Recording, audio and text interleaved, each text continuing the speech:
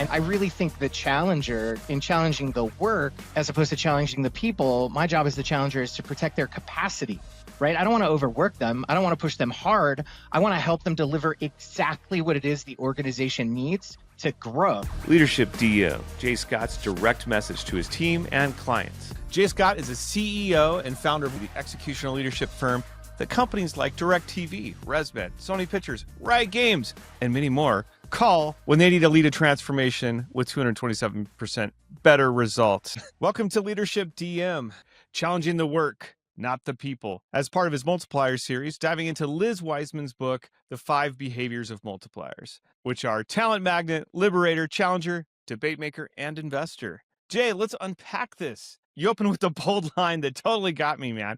Stop challenging your people, start challenging the work. Can you bring that to life? When did you realize that pushing people harder is actually not leadership? Well, like pushing people is not the goal. Like, let's just start there, right? Like what do these leaders that are pushing people really want? Well, first, here's what I know.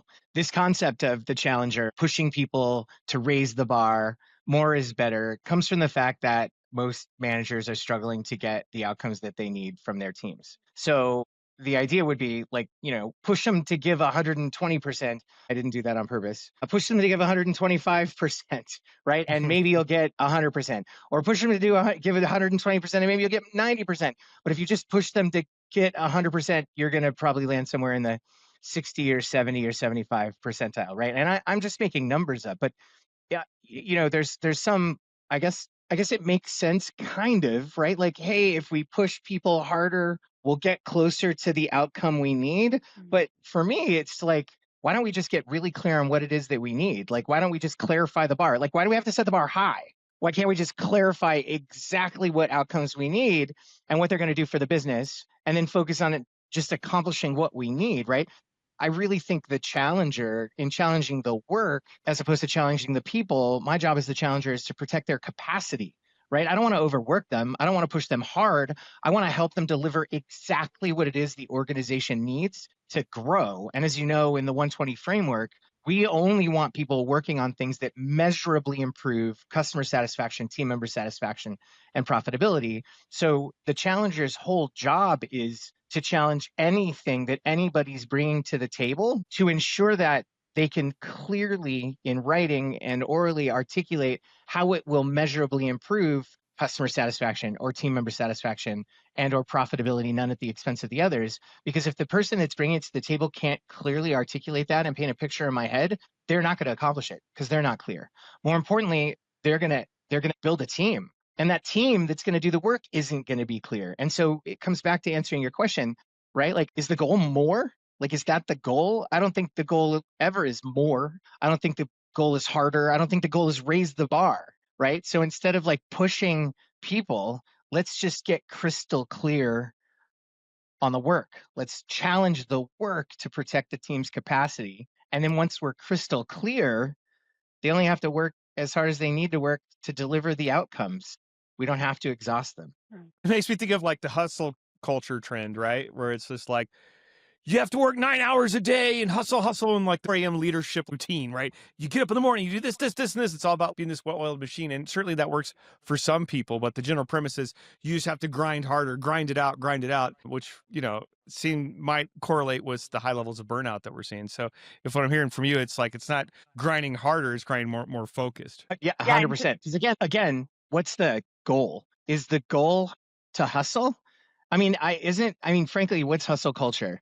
Anybody that's buying into hustle culture, like, they're LARPing. It's like live action role play. And I think they think if they fake it long enough, they'll make it, but they're missing the point. Like, the people that they're emulating were getting the outcomes. And hey, sure, that might be the way that they got the outcomes, but that doesn't mean that you can adopt somebody else's like skincare routine and get the same results.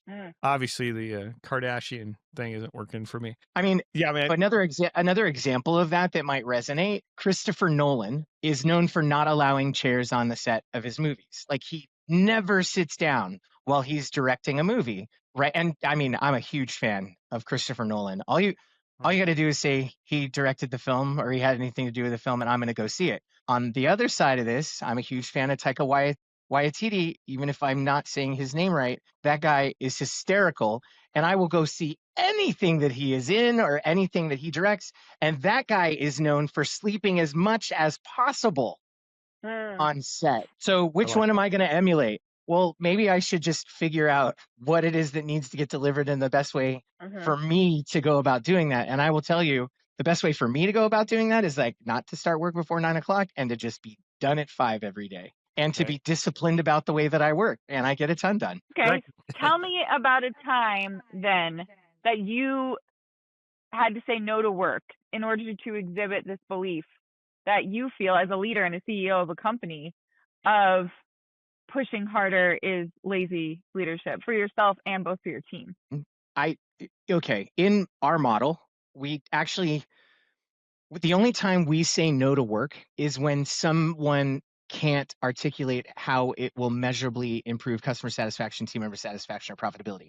Meaning that we cannot come up with a how to do the thing that they're proposing that will measurably improve one of those three things, if not all of those things, none at the expense of the others. Because then I know it doesn't matter how hard we work on it, it's not going to improve one of the three pillars, so we're not going to work on it. Like, it's literally a waste of our time. On the other side of that, your point is capacity.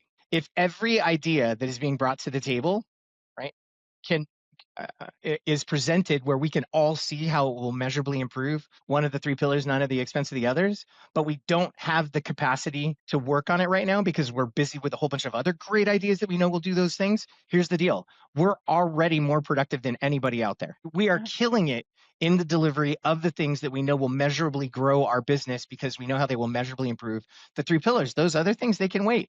Or we can figure out how to fund them because we know that they're worth funding if we can make the funding available. It's only no if it doesn't make sense. And, and work that doesn't measurably improve the three pillars doesn't make sense. Otherwise, it's always yes and when. Again, no matter how hard you yell, if you're at capacity or push or challenge, it is what it is. You know what? Yeah, on that, it seems daunting, I think, in most workplaces, the number of good ideas that are out there. Constantly, people are pitching ideas, Faith. And so, my assumption is that question comes from places you've worked before where there was just an endless amount of things that people were pitching that needed to get worked on, and the capacity kind of wasn't there. Everybody was burnout busy. Here's the deal. A lot of that is just noise. When we sit down with clients and they're burnout busy, the first thing we do is capture everything that they're working on, and then we prioritize it. And from there, we start challenging how these things measurably improve the three pillars for the purposes of eliminating what won't. And often it's like 50% we're able to eliminate, and I'm winning. Like, my job isn't to do more work. My job is to help my customers do the right work. And a way that you can fund the right work, meaning invest the dollars and team members' time that you already have available to you, is to cancel busy work, is to cancel work that's not going to move the needle. And the flip side of that is when you can get a team focused on only pitching, the ideas don't even surface in a culture where we honor the three pillars. Nobody brings them up if they already can't see it and articulate it. And this is what I got to tell you. It's not daunting, the number of pitches that we're getting to do work that will measurably improve the three pillars. It's just, it slows the amount of ideas that are getting thrown on the table because people first have to feel like it's worth the effort to think it through and put it down on paper. Like, this has got to be a really good idea. So we're not minoring in the majors then. We're not majoring in the minors then, making a major effort for a minor return, right? People are like, no, this is a good idea. This is worth my time. So the individual, before blurting out a good idea in a meeting, has to take the time to think it through. So they have to ask themselves this question: is this going to be worth my investment? Because people don't like to work on things that they feel is a waste of their time. Okay, so they make that investment, then they in running that through, if they actually do come up with something that they know how will measurably improve the three pillars, they're going to pitch it. And again, that pipeline's not daunting. Those ideas, those great ideas, the identification of work that's going to measurably improve the three pillars doesn't come around every day, especially when everybody is focused on delivering work that does measurably improve the 3 pillars. They're pretty satisfied with what they're working on. They're pretty focused on what they're working on because they know that that is going to deliver value. They're not sitting around unsatisfied trying to come up with an idea that might make them feel satisfied. So we challenge the work, not the people. So we're not challenging the people to work harder. We're challenging. No. So instead, so how do we challenge I mean, the work? literally, now that I've said it out loud, come on, tell Yeah. me that it makes no sense. Let's challenge the people to work harder. Everybody's burnout, busy, and miserable already. So you bring up and talk about people who are always coming to the table with a new idea or a new solution or a new problem that requires a new solution. So that brings us to then the tools of a challenger, right? And that is things like the 2x2 prioritization metrics, the 1-3-1 challenge opportunity, etc. Can you shine a little bit more light on that to anybody who is like, what the heck is any of that? And how does that help with this word vomit culture that we come to, where everyone's running to the table with a problem or a solution or idea, and it's just chaos? Yes, 100%. So first, let me start with we have an approach to introducing new ideas, and the challenger's job, or the challenger behavior, is meant to challenge any idea that's brought up around that framework. And our framework for that is really simple. We have a tool called the 2x2 prioritization matrix, and this is where we manage each of our individual priorities, and we use this tool to align on each of our individual priorities and team priorities on a weekly basis.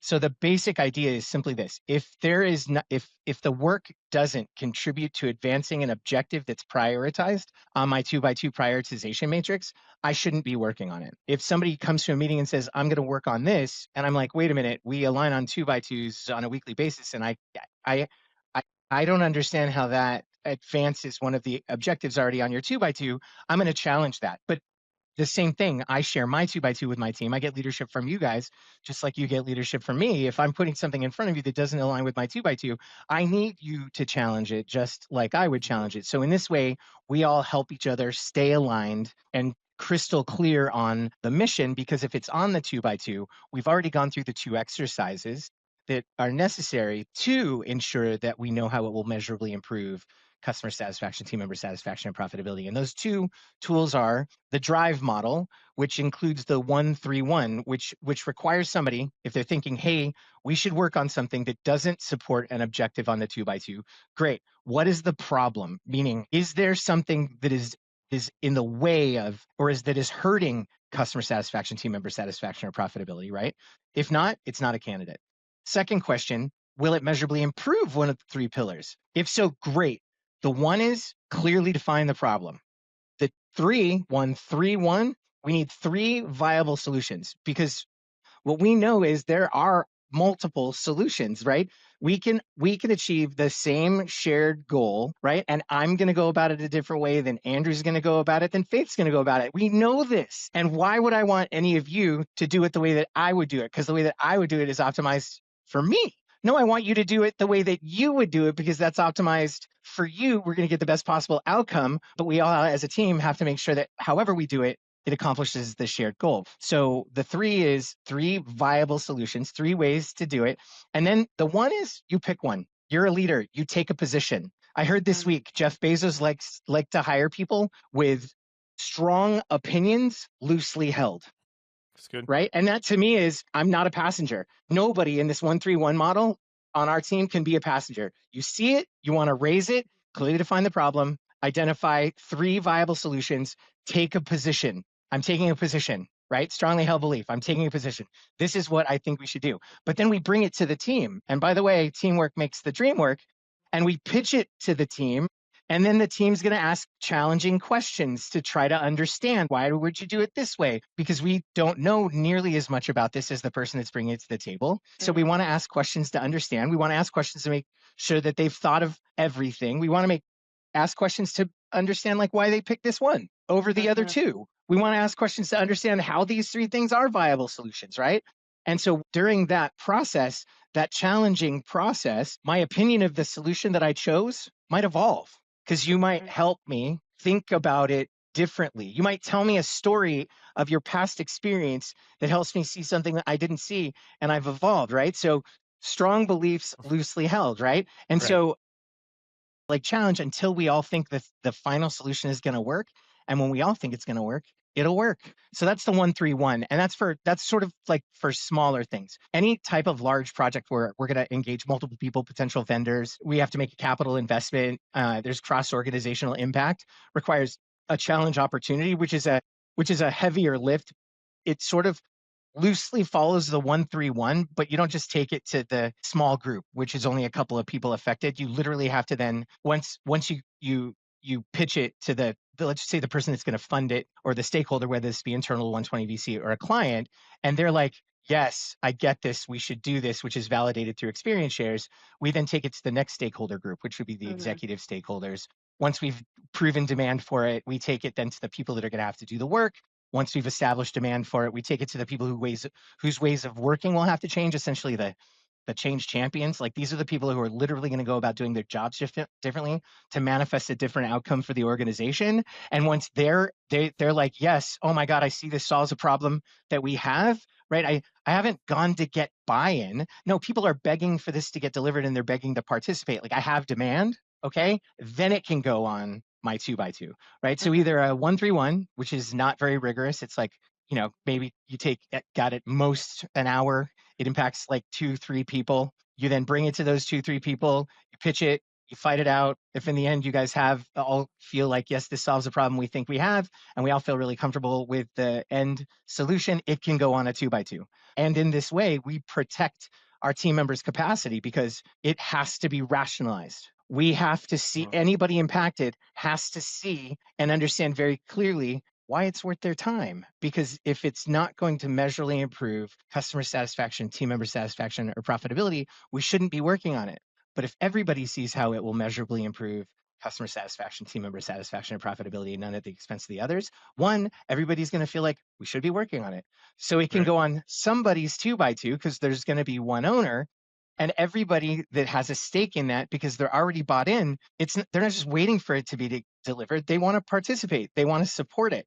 So not only are we protecting capacity by challenging the work, making sure that work will achieve a good outcome, but it doesn't even make it into the flywheel of execution unless we all believe that it will do that, have a clear idea on how it will do that. Right. And this isn't bureaucracy. This is how we hold the line. This is how we're disciplined about pitching ideas, because today people pitch ideas because they think it makes them look good, right? They think it makes them look good. The person that's got the best idea looks good, but what's the criteria for the best idea? Most organizations don't have that criteria. Or they want to talk about how terrible it is or all of the problems. We should solve all of these problems. Oh my God, the shock and awe, oh my God, it's so bad, it's so daunting. These are all the reasons that it can't get done, right? They're trying to look good and they're trying to come off like the rescuer. We're just trying to save everybody from doing all this work because this is going to go badly. That's really just procrastination disguised as care, right? Now, I'm not saying that anybody is intentionally doing that. I think this is what they're seeing modeled in meetings because there's no criteria for what the bar is. Exactly. So the initial challenger idea is push people harder, more ideas, right? Identify more problems, more. And we're always overwhelmed and we're having to say no to protect our capacity simply because in most cases, there's no bar. People do not have clarity on what good or done is. How do we measure our work against what the organization needs? It's really simple. So instead of pushing people, let's just get crystal clear on the work. Let's challenge the work to protect the team's capacity. And I really think the challenger, in challenging the work, as opposed to challenging the people, my job as the challenger is to protect their capacity, right? I don't want to overwork them. I don't want to push them hard. I want to help them deliver exactly what it is the organization needs to grow.